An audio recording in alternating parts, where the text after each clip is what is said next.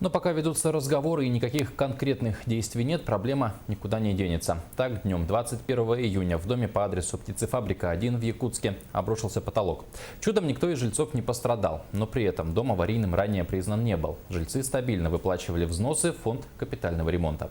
Как произошло обрушение и почему заранее не были предприняты меры, постаралась выяснить Саргалана Захарова.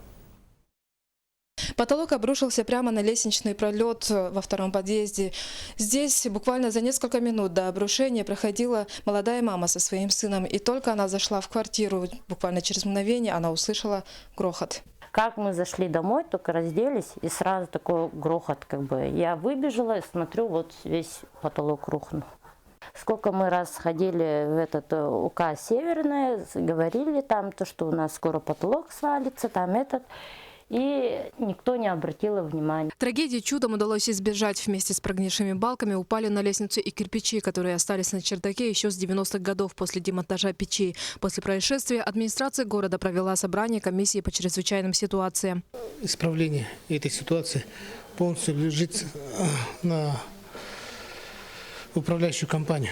Но между тем, все равно, если у управляющей компании возникнут вопросы в части какой-либо помощи, мы будем работать в рабочем режиме. Однако управляющая компания отказывается от ответственности за произошедшее, так как дом не входит в их ведомство, а находится лишь на частичном обслуживании.